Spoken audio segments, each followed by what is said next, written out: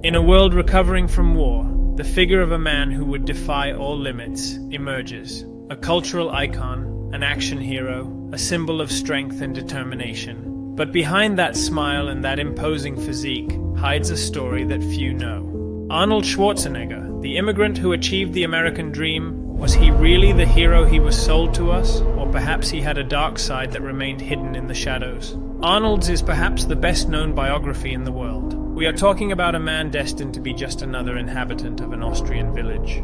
However, he went against what his parents, his country, the people wanted and became one of the most successful people on the planet, being an example and inspiration not only for his generation, but also for ours. Everything has been said about Arnold. Recently we have known his version, the way his eyes have seen his life. Instead of Arnold, enemies, friends, lovers, detractors, celebrities, close friends, everyone has spoken.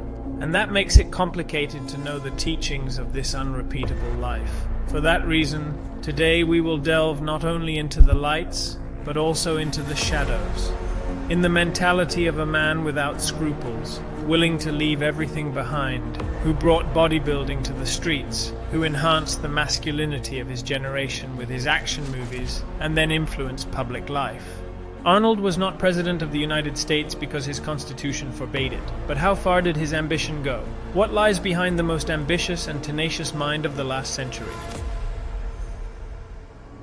And of course, to understand the mentality of one of the most ambitious men, you have to travel back and go to where in psychology they say that all our concerns arise, but at the same time also all our traumas and our fears. All this is marked by the environment, in this case a small town in Austria that was recovering after the Second World War, in which barely 800 people lived. Arnold was born into a very humble family, and as he said, where he was destined to grow up and work as a farmer, get married, and have a mundane life like his parents. It is precisely here, in the projection that his parents had about their son, where Arnold's first inner fire to thrive is born. Is that growing up like the way I did, poor, and with none of those luxuries, all of those things, made you much more hungry for success. My father was kind of like, a plus and a minus.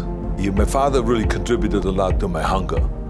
And my father contributed for me to wanting to get away from Austria and to get away from home. Because, they were not like, come on Arnold, stay, you can stay as long as you want. No, with 15 I already had to pay to live at home. I made 300 shilling a month as an apprentice, and 100 shilling I had to give my parents so I could get the food. They made me contribute, and I hated that. I said to myself, this is uncalled for, because my friends didn't have to do that. So it was that kind of a thing. So I said, I'm gonna get away as fast as I can. I will show you guys in order. So it gave me the motivation to just leave and get out. Arnold tells us that his relationship with his father was quite complicated, not only because he was very strict, but also because he had a certain preference for his older brother.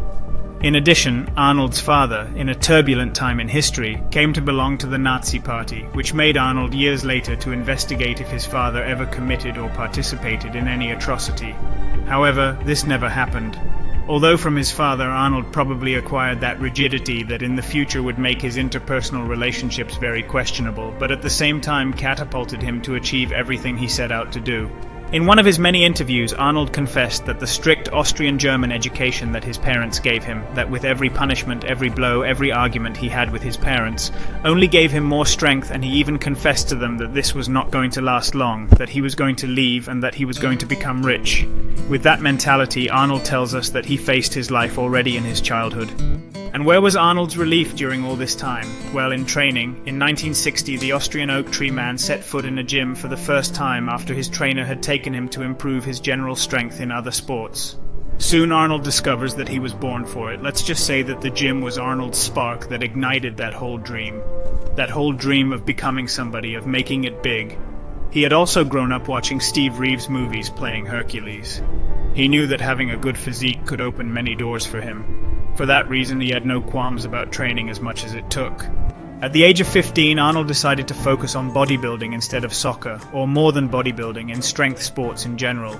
Arnold was a weightlifter, he was a powerlifter. He found his sources of inspiration in the movies. Precisely in the male figures of that time as Reg Park, the aforementioned Steve Reeves or Johnny Weissmuller. And with his passion already defined, Arnold comments that he also told his parents that he was going to be the strongest man in the world. So he begins to train to find a medal in a local competition and gradually work his way up the sporting ladder.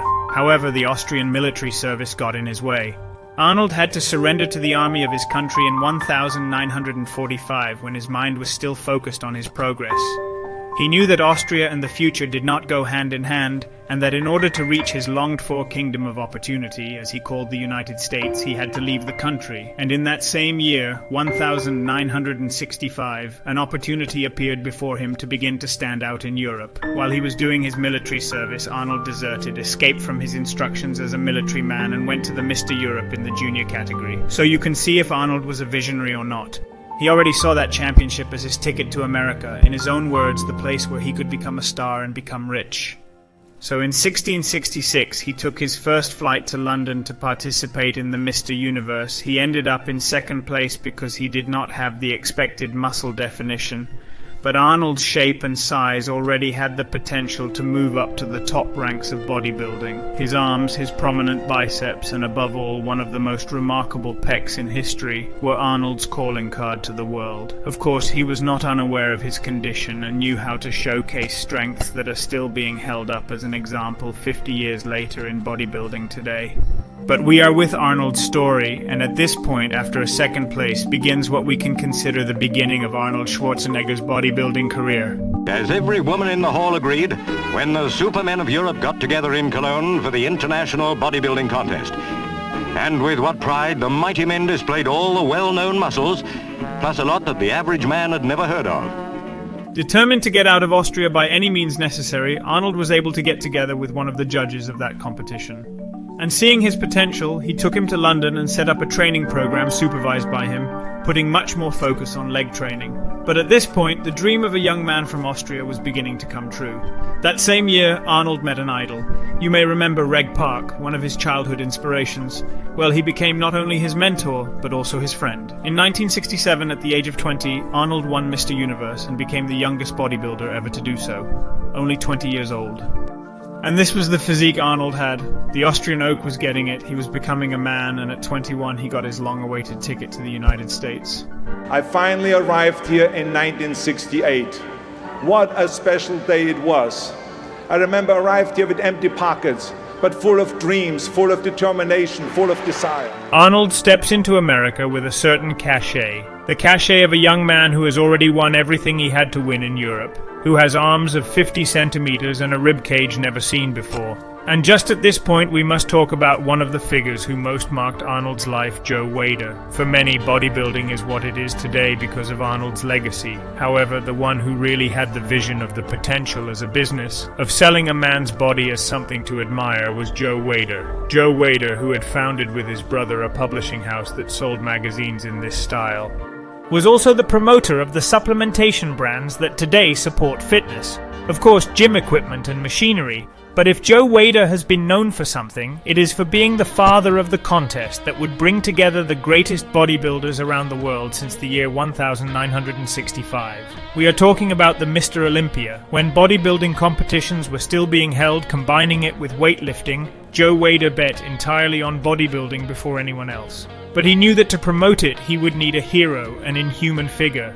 A Superman who would sell all his magazines and be an excellent image to promote all his businesses.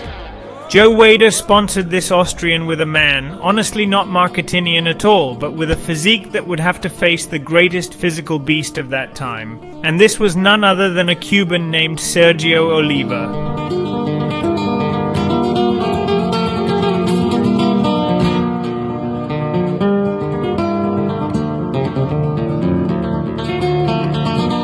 Sergio Oliva came from winning the Mr. Olympia in 2 consecutive years, 1967 and 1968.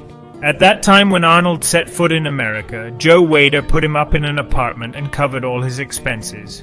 He just told him to train as much as he could. We arrived at 1969, Arnold's first Mr. Olympia. And before going on stage, Arnold realizes the stiff competition that awaits him. Backstage, he saw a beast. A Cuban beast that proposed a paradigm of bodybuilding quite different from Arnold's physique. Sergio Oliva managed to bring together all that mass and that impressive big physique with a much narrower waist, really long limbs and also very powerful arms, a much more elongated biceps and historic forearms. Arnold later went on to say that Mr. Olympia saw himself as a loser from the start, and in such a competitive mindset there was no room for failure. So Arnold, after that defeat against the Cuban myth, decided to get to work and do everything in his power, since he had come to the land of opportunity. To America to succeed and not to settle for any second place. After talking with Joe Weider, Arnold brings his Italian friend that he had met in those Mr. Universe and training in the gyms of Munich. Franco Columbu would be Arnold's training partner in his goal to become Mr. Olympia. Arnold was so obsessed with this Mr. Olympia that he even took ballet lessons to perfect his posing on stage. All his dedication seemed to pay off.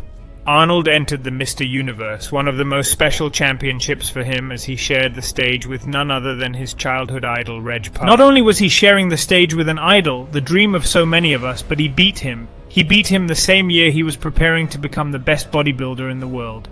And now we have arrived at the Mr. Olympia of 1970.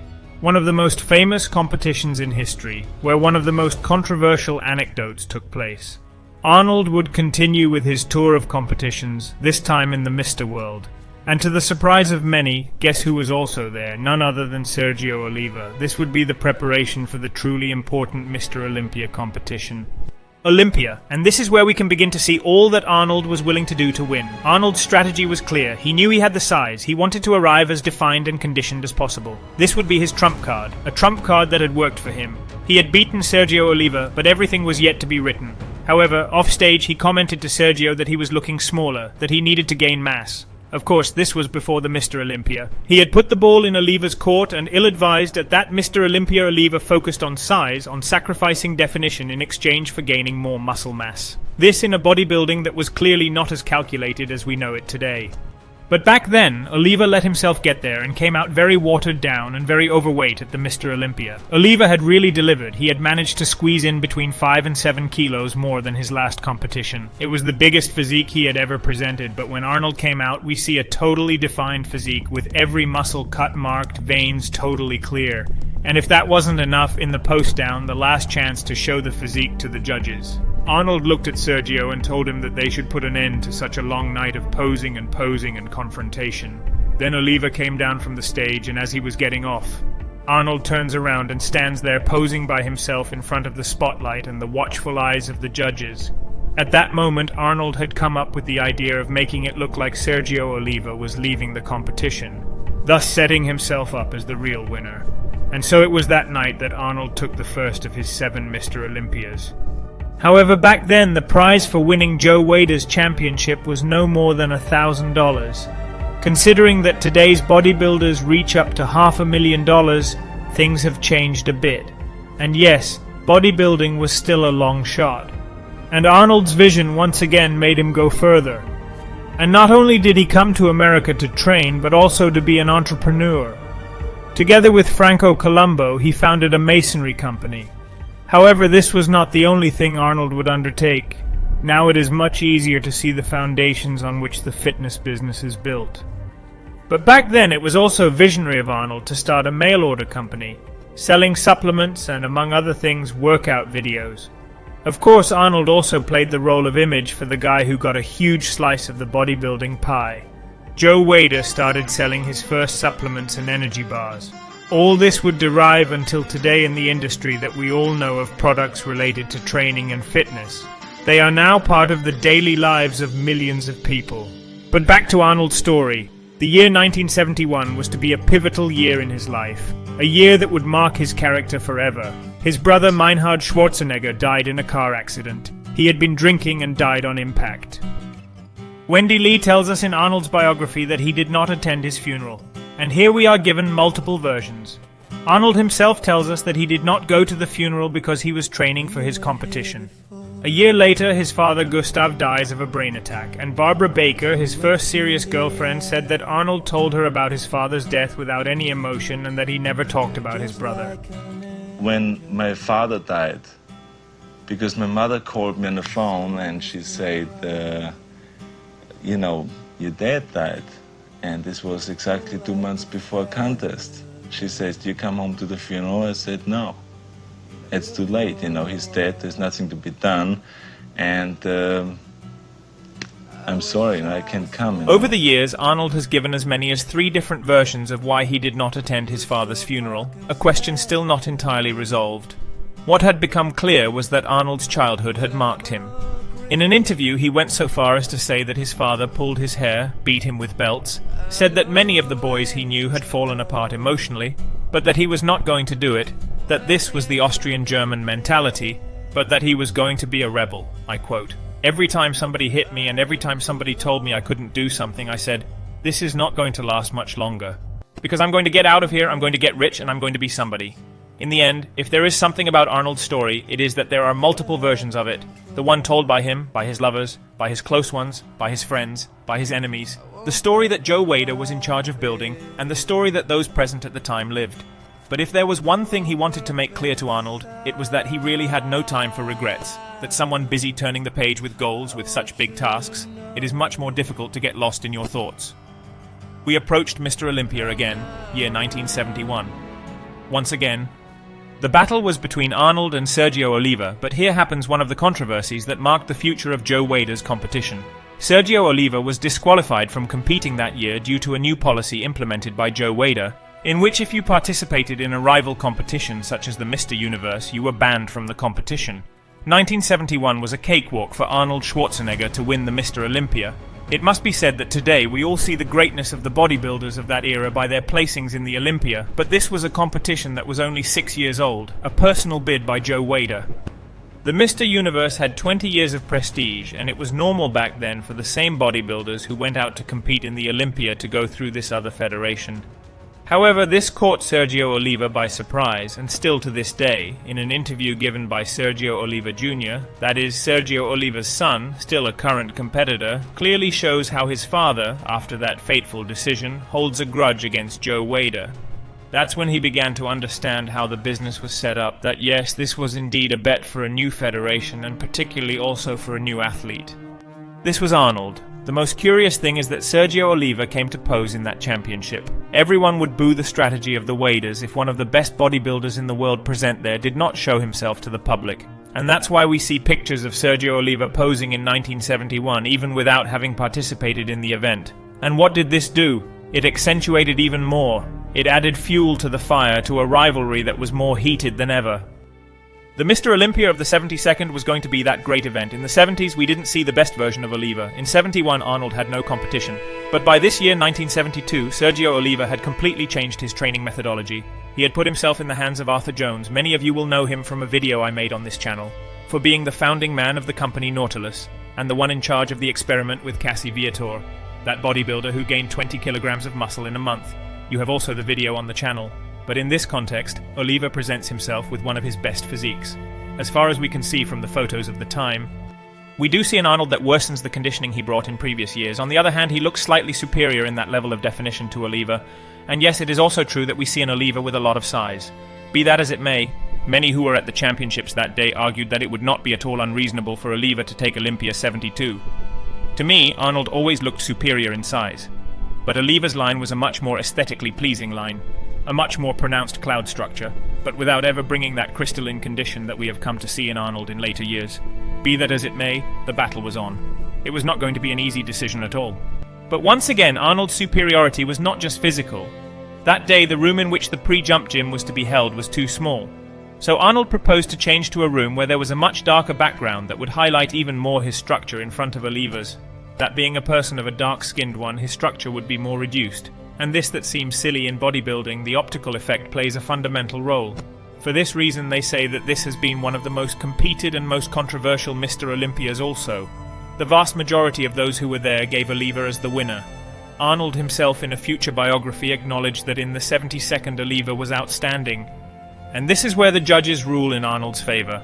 Although it is known that year there was a last-minute change in the opinion of the jury, something that puzzled many, a mystery still unsolved, and that Oliva always maintained that Joe Weider was behind Arnold's win in 72. that Arnold was the cover of Weider's magazines and that the brothers' influence was in the judge's verdict.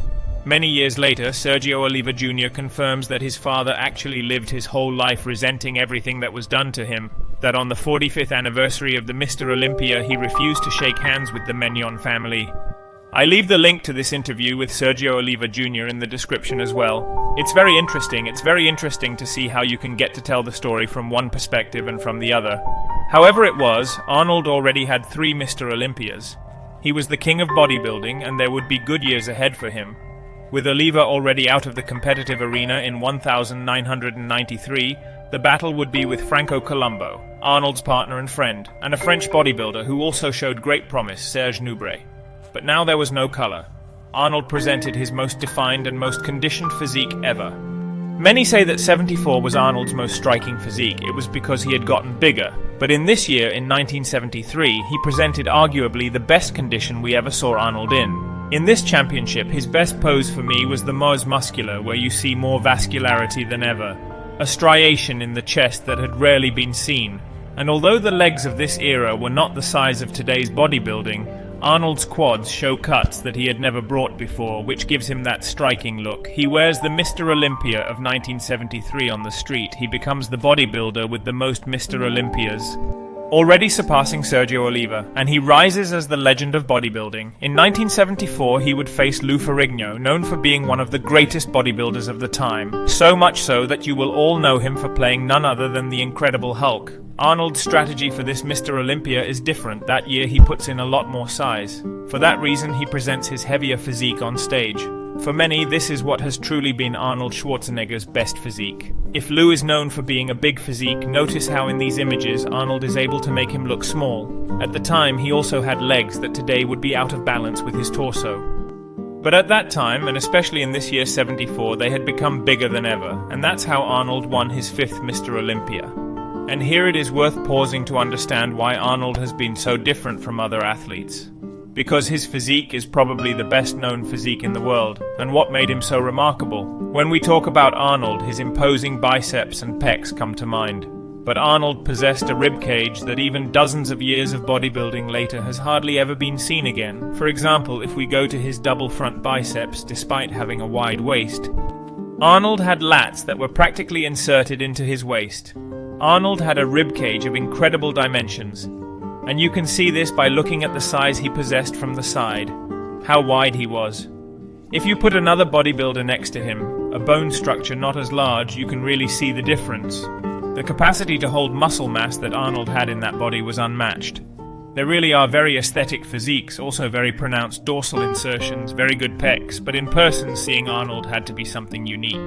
There are a lot of pictures where you can see this real bare structure of a real animal, how wide he was from the side, that ribcage so protruding and pronounced that it made him have probably the best pectoral of all time. Also not to such good biceps that yes, his shoulder was lagging behind, his shoulder was unbalanced. Imagine Arnold with Chris Bamstead's shoulders back then. In the end, it was a massive physique. His weakest point, without a doubt, was his waist. It really was a wide waist, but that's also where you could see such a big, massive physique. In addition, the pose he presented from the back was totally dense, a striated lumbar, totally deep cuts, and a peak in the biceps that very few have still had to this day. And something that people don't talk about much, not to mention a very complete physique for a person approaching 6 feet tall. No wonder they set their eyes on him for the movies, to be on the cover of magazines. And Arnold really made an impact. So let's imagine how he must have felt in the year 1974, knowing that he had triumphed, that he had the best physique in the world and started to walk the streets of Venice Beach. Well, these images are mostly from the documentary Pumping Iron. The year is 1975. Arnold was already unrivaled. He had done it all. He was the bodybuilder with the most Mr. Olympias, and his mentality was asking for new challenges. He knew where they were in the movies. What's more, he had already shot a Hercules movie, as had his idol Steve Reeves. But Arnold was Dag Malagor, and if not, look at the action. Hercules? And who is that monster who looks as if he has come straight from the kingdom of the underworld? But if you notice, that was not Arnold's voice, because he had such a strong accent that they finally decided to dub his voice. His English was not perfect, his accent was exaggerated, he was not a good actor. Undoubtedly, Arnold had a huge challenge ahead of him if he wanted to succeed in the movie business. Besides, it may seem silly, but his name was not commercial at all, an unpronounceable surname. In that same film, in the credits, he was called Arnold Strong for having a more commercial name. Arnold starts taking acting classes to eliminate his accent. He was convinced that his next step was in the movies. He was going to retire, he was going to quit bodybuilding. However, that year a new opportunity arises. Robert Fjord and George Butler were looking to document the body cult to the world. That is, to make a documentary about what life was like for these bodybuilders, the people with the best physiques on the planet. Arnold went so far as to say that without having this motivation, he was probably thinking about his acting career. However, he postponed his aspirations, and this was reason enough to compete in the Mr Olympia in 1975. You have seen the pictures we have of previous Mr Olympias. It's very low quality. It's hard to bring this to the general public. However, the Pumping Iron documentary captures for the first time in history a bodybuilding championship in the highest quality. Not only that, but it documents the whole process. It documents the personalities of these bodybuilders, of Arnold, of Lou Ferrigno, of Franco Columbu, of everyone. You see how Arnold has a charisma and a personality that makes him always want to be the center of attention. Pumping Iron needed a media star. This was Arnold. It really was a documentary made by and for him. He documents what his life was like. He is seen as a star, someone different from the rest, someone who impresses, who captivates, who captures people with his physique and with his personality, and all this that I have just told you has a certain point of reality. But what if I tell you that really all this image that Arnold wanted to give was just part of a Machiavellian plan that he knew was going to make him much better known? And no, this is not me saying it. Arnold himself claimed that he made up many of the parts, many of the comics, all this in order to get the viewer's attention. Arnold justifies it all in the name of bodybuilding, but was he really doing it for bodybuilding, or was he doing it for his own image? Although the documentary is sold as an objective documentary, it is really a docudrama planned down to the smallest detail. In it, we are shown an Arnold training in Venice Beach, surrounded by women, surrounded by friends, very outgoing, versus a Lou Ferrigno who comes across as dispirited, training in the basement of his house, someone much more familiar, who was trained by his own father. Lou Ferrigno confirms to us that really his father had little to do with bodybuilding and what was depicted in that documentary. However, he fed the narrative thread of the story. Years later, Lou Ferrigno affirmed that when he saw the documentary, he felt that he was not the one, he saw a monster. Although the truth is that in the end, the documentary had its effect. Arnold won the Mr Olympia in 1975, and the appearance of this documentary not only popularized bodybuilding, but also made Arnold known to the whole world. It launches him into his acting career. Lou Ferrigno too, despite not winning the Mr Olympia, gets his opportunities. He is offered the role to play the Incredible Hulk, but at this point Arnold, thanks to Pumping Iron, would again get another chance in the movies, this time with the film Stay Hungry. Although it was shot a year earlier, this was already a very different movie from Hercules in New York, the movie where Arnold could show off more, a role much more adapted to how he was. And it went so well, in the 1976 Arnold received the Golden Globe for Best Debut of an Actor. We were talking about the coincidence of his coronation as six-time champion of Mr. Olympia, that this is projected to the world through a bodybuilding documentary, and that he also receives a Golden Globe. It seemed that his long-awaited American dream was beginning to come together. It seemed that now, yes, Arnold could become a star. He attends the Cannes Film Festival and does not miss the opportunity to show himself in front of the cameras, to show his strionic personality. He was the best physique in the world. He was succeeding and breaking in the movies. He deserved a role in a big movie, and this is where Arnold's big break came. It is said that since Hollywood producer Edward Pressman had seen the Austrian bodybuilder in the documentary Pumping Iron, he couldn't imagine any other face, or rather any other body, than his for his hero. Arnold really had a lot of difficulty speaking English. Arnold accepted the offer, $250, guaranteed, even if the film was never made. But he saw it as much more than that. He wanted to become an actor and be a millionaire.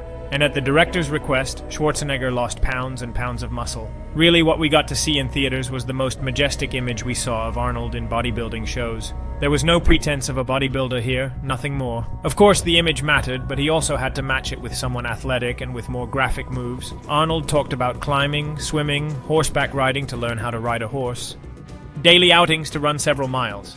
And here it is said that when Arnold was supposed to say a phrase attributed to Genghis Khan, what came out of his throat was something unintelligible, barely resembling English. The producers were frightened. They thought the diction lessons had been useless until Milas changed his teacher and the progress really began to be noticeable. With all this, with a few kilos less, Arnold starts to shoot the film that would give him stardom. In the year 1980, the Mr. Olympia contest continued to advance. Now new bodybuilders were coming to the fore: Mike Mentzer, Frank Zane, Chris Dickerson. Arnold was out of the equation. It was known that he now wanted to go into film, and it was impossible that the same year he was shooting a movie for which he was ordered to lose muscle mass, he was going to run for that Mr. Olympia. Arnold himself told Frank Zane, with whom he had a close bond at that time, that he would not present himself, that he would only travel to Australia, where the contest was going to be held, to act as a commentator, but that he was now focused on his filming. However, it is said that he only had a few months of preparation. Not taking it too seriously and drinking Diet Coke, Arnold takes that flight to Australia. This year, Chris Dickerson, Mike Mentzer, Frank Zane, Boyer Cole, Tom Platz himself was there too, Danny Padilla, Samir Bannout, Cassie Viator, a cast of bodybuilders that predicted a real show that year. And just as everything was about to get underway, the fans in Sydney saw on stage not only a bodybuilder, but a star who had put bodybuilding in exercise.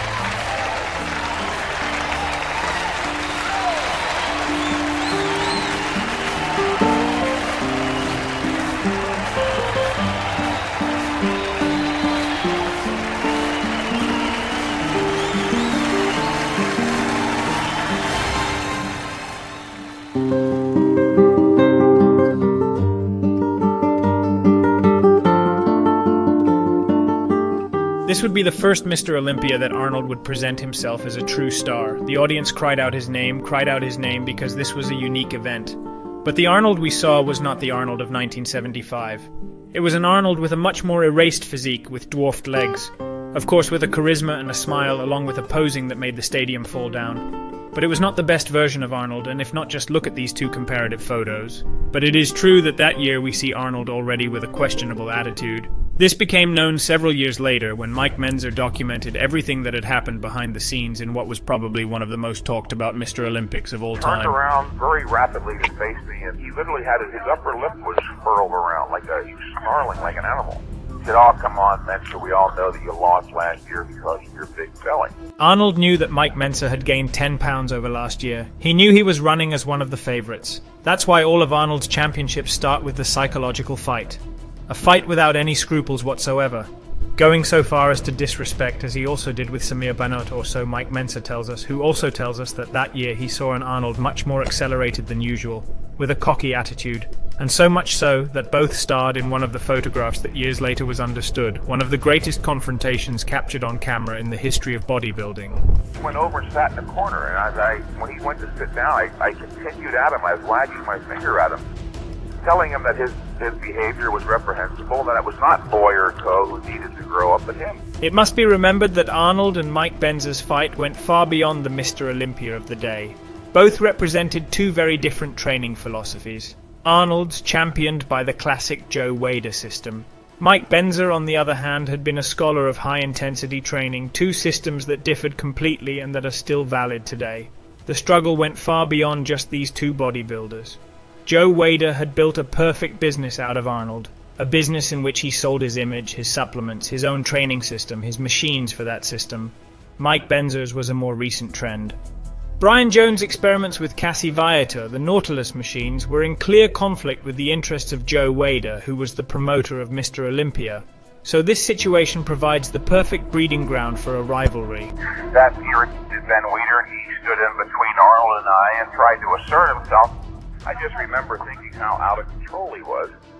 And equally as interesting was how out of control Van Weider and the hierarchy of the IFBB were. Joe Weider told me later that Arnold was on cocaine that day. And in looking at some of the photographs later on, I believe that he had symptoms of being on cocaine. And it is true that day Arnold was totally out of his mind, revolutionized. Since that Mr. Olympia against Sergio Oliva in 1960, where he came in second place, things had changed a lot. Of course, when it's time to show his physique, Arnold transforms himself, show the public an absolutely confident image and imperfect pose, show the public an absolutely confident image and imperfect post.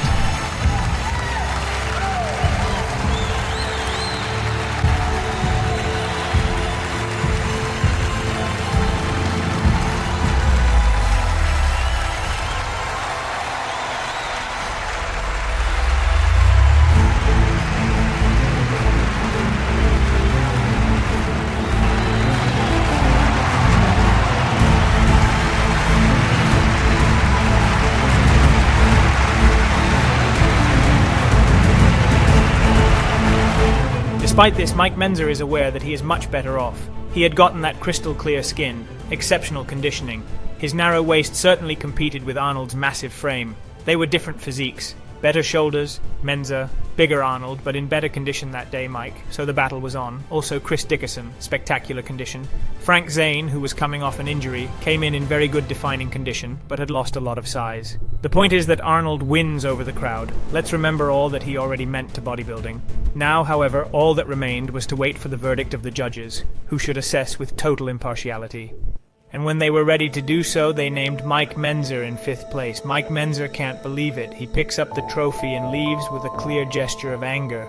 The same thing happens to Chris Dickerson when they name Arnold Schwarzenegger as the winner. No one could believe the situation. Arnold, for all those present that day, had his characteristic physique, of course he did, but he was not at a level worthy of being Mr. Olympia. Of course, the next day the media already began to speculate a total rigging of the Weider who would be behind this decision, pulling the strings. And that day Mike Mentzer was so resigned that he would never compete again. 1980, I placed 5th at the Mr. Olympia. A contest that I and almost everyone else who witnessed it was convinced was fixed. Well, my immediate gut level reaction was paradoxical as it may sound, was laughter. I just started laughing. It was ludicrous. It was so obviously an incorrect decision that my first response was just to laugh.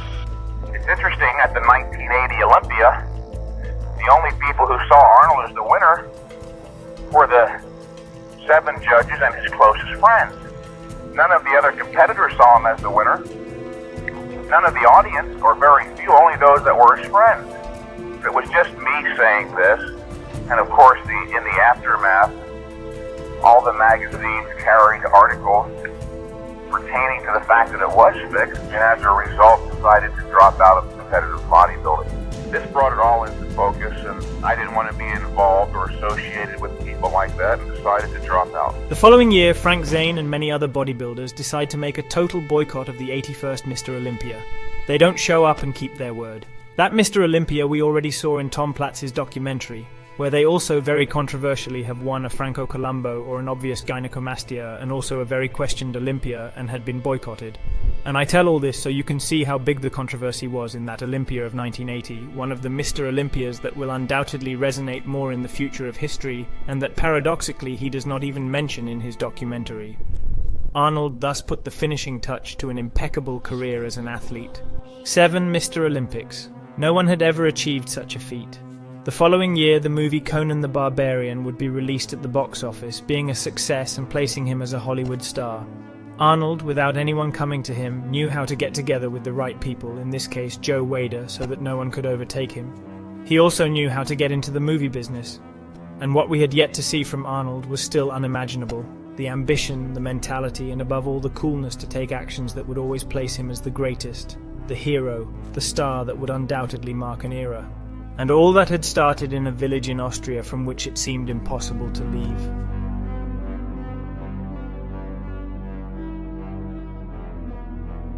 And at this point of the documentary, I want to say that I am trying to build the story not only from the point of view of Arnold, who has been the one who has transcended what the Weider brothers presented to the world as fitness and bodybuilding, but as you can see, I also want to do it from what was left in those other victims, such as Mike Mentzer, who seemed not to know how to recover from that fateful day, as well as Sergio Oliva. Many years later, his son came to say that he always held a grudge against the Weider brothers for what they did, as he lived a lifetime without going through a straw asterisk. And it is very curious to know all this because it is clear that the action hero here was going to be Arnold, and my intention, believe me, is not to make any value judgment, but to get to understand that contrast of mentality, that of a man who from his childhood was willing to achieve an end regardless of the means, and those who suffered this excessive ambition in their flesh. Because no, it was not only Sergio Oliva or Mike Mentzer, Arnold's life that we all know, which took him from being just another bodybuilder to perhaps one of the best known people of the last century, because it was what bodybuilding did afterwards. And before we go with it, if you are liking this documentary, the best thing you can do is leave a comment, a like, follow me on my Instagram by staying tuned for everything that's coming up on the channel, and we'll continue. But Arnold's journey would not end here. Arnold was not only the most famous bodybuilder, but he worked hard to bring it to the general public. For several years he went on multiple shows, did interviews, meetings, And thanks to Arnold, who was already becoming a movie star, bodybuilding transcended into what we know today as fitness in general. People started working out at home thanks to seeing a super muscular man on TV shows, and if that wasn't enough, his career in the Barbarian movie had been a smash hit. However, multiple directors had told him that he had no place in cinema at the time, but in the 1980s the world began to change. People began to demand action heroes. The cinema that marked an era with films like Terminator, Executioner, Predator, all these movies could only be shot by a person with that aura of masculinity, of confidence, and the hero of that generation was to be none other than Arnold Schwarzenegger. With Terminator, they break the box office. It becomes one of the highest-grossing films in history, and what Arnold had done as a bodybuilder is already surpassed by a movie star on an international level.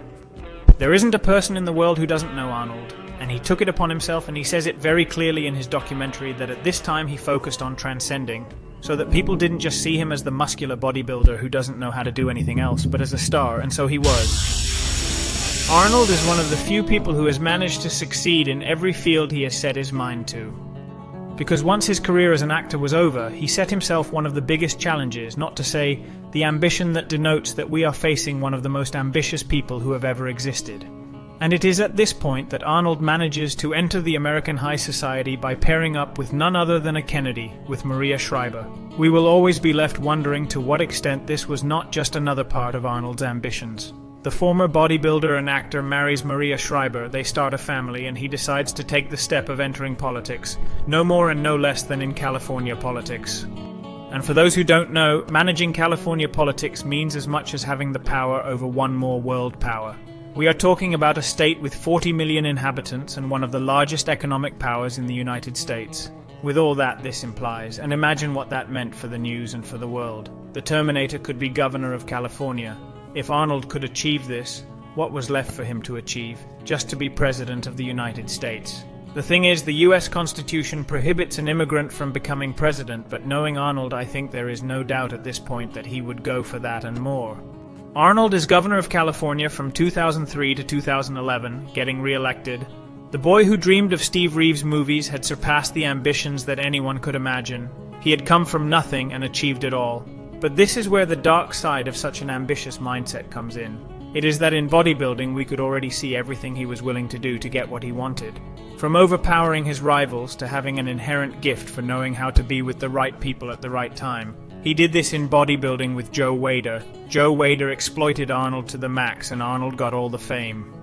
They both gained from that relationship. Now with Maria Shriver, he had access to something that without her would be much more complicated. Without showing himself as a family person and not being in high places, Arnold could hardly give for that candidacy. But for all of you who have seen the documentary that Netflix has presented to us, we see a last part of a certainly repentant Arnold. Although I don't know if regretful is the word, but rather conscious. Aware of his success, but also aware of the price he paid to get there. That price was to put his entire family life aside. In his best years, of course, he rejoiced in enjoying his fame and fortune. It was said that in the filming and in his time as an actor, he also always showed a lascivious attitude. Moreover, his career as a politician suffered from accusations that he had behaved in his time as an actor. But what really changed Arnold's life forever was when the New York Times revealed that he had had an illegitimate child. A really big mistake in the life of a man who had always shown himself as someone familiar and who hid all this for many years, not only to the world, but also to his family. Arnold had been having sexual relations with the home caregiver, who had been for more than 2 decades in his home. Relationships that led him to become pregnant and have a son named Joseph, whose face was identical to that of one of the greatest bodybuilders of all time. When this became known, Arnold had to recognize his mistake, and from then on, everything changed. Maria River separates from him, and the family life she was now ready to enjoy is never the same again.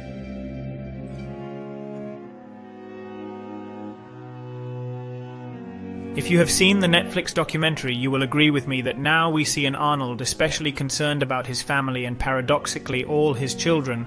The one who became a fan of bodybuilding was his illegitimate son, with whom he would eventually end up keeping a close relationship and insisting a lot on how proud he is of him.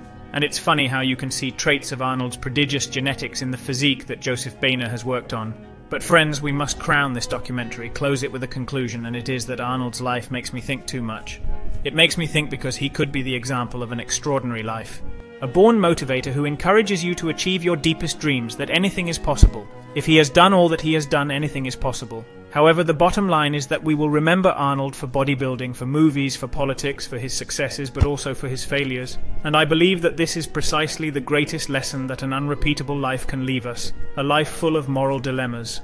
I would like to know to what extent many of you or Arnold himself would reconstruct many of the steps he took in his life to achieve success. As we have seen in All That Fortune, there is a dark side, a dark part that involved taking down enemies, betraying friends and leaving aside many pillars of life. I believe that rather than seeing Arnold's life as an example, if we see it as a great learning experience, we can come out of this documentary infinitely wiser. Now I pose the question to you, do you really believe that without that overwhelming mentality of sacrificing a father's funeral for a competition, of cheating a rival, of moving for his own self-interest at all times, could Arnold really achieve all that he has achieved without that little Machiavellian nuance? Although to say that if there is one thing that should be clear to us, it is that Arnold is the living image of having a vision.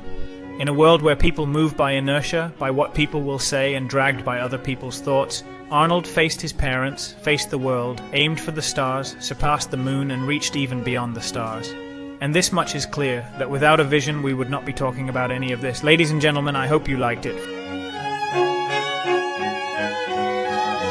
You see, if you don't have a vision of where you go, and if you don't have a goal where you go, you drift around and you never end up anywhere. It's like you can have the best ship in the world, you can have the best airplane in the world. If the pilot or the captain doesn't know where to go, it would just drift around. It would not end up anywhere, or most likely in the wrong place. So I was very fortunate that I stumbled onto my vision. I mean, as you know, I was born in 1947 in Austria after the Second World War. And I didn't really like Austria when I grew up. I couldn't wait to get out of there. I couldn't see myself becoming a farmer or a worker in a factory or anything like that. Even though my parents wanted me to stay there and have a normal life. My father wanted me to become a police officer like he was. My mother wanted me just to stay there and marry a girl with the name of Heidi, hopefully, and have a bunch of kids and run around like the Van Trapp family in The Sound of Music. But that was their vision, not mine. My vision was totally different. I felt that I was born for something special, for something unique, for something big. So I was searching. Then one day I went to school. I remember I was 11 years old, and they showed a documentary about America. And there they showed in this documentary the huge skyscrapers, the high-rises. I don't want to be around here with these little farmhouses and these little buildings, and everything is old. I want to be in America. But now the question was just, how do you get to America? I saw a bodybuilding magazine that had Reg Park on the cover. So I bought the magazine, I took it home, and I read it over and over from the front page to the back.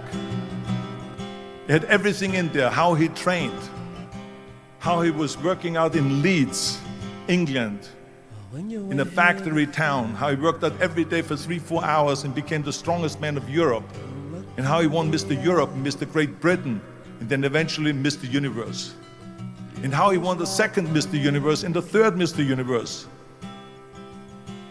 and how he was discovered to play the starring role in Hercules. I read that and I said to myself, wow, this is the blueprint for my life. This is exactly what I want to do. I want to become a bodybuilding champion just like Reg Park. I want to get into movies just like Reg Park. And I want to make millions of dollars and be rich and famous just like Reg Park.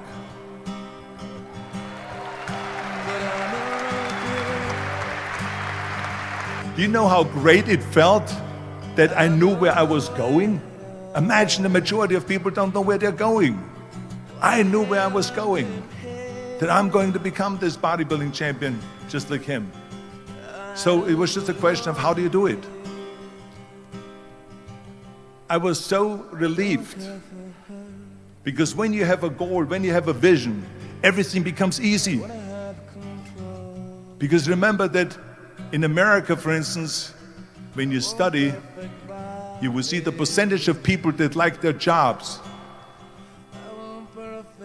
74% hate their job in America.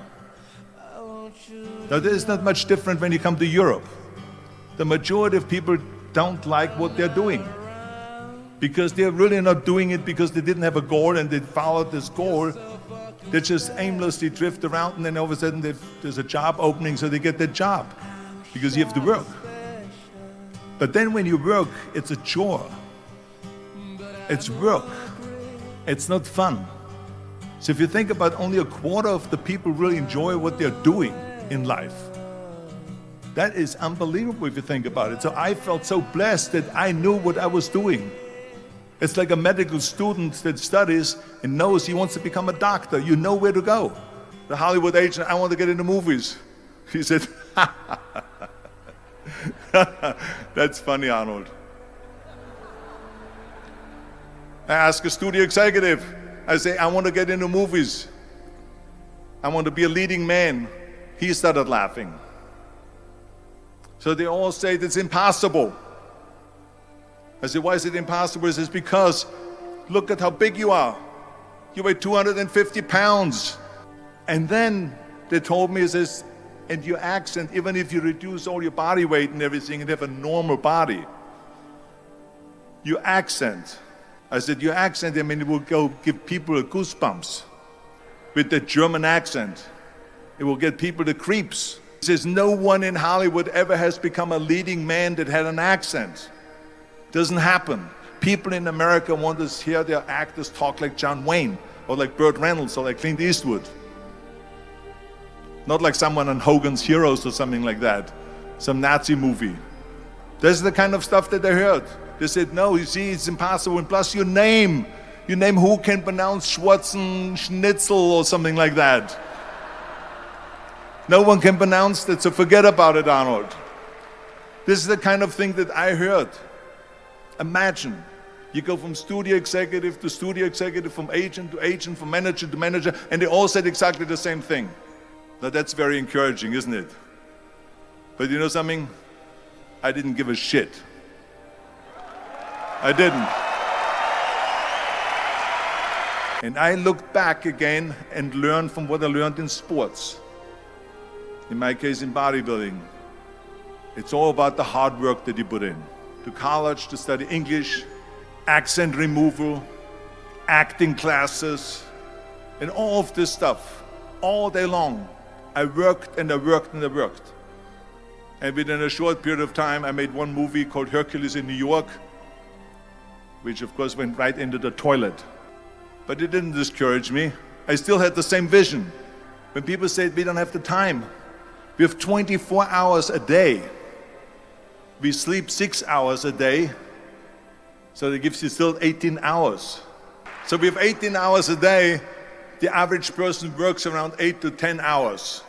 Work like hell, go to bed, and early to rise, work like hell and advertise. So you work your ass off, and then you let the world know about your work. That's what it is all about. Let people know if you have a company, if you have a movie, if you do a sports, work your ass off, but then advertise and let everyone know. But then advertise and let everyone know.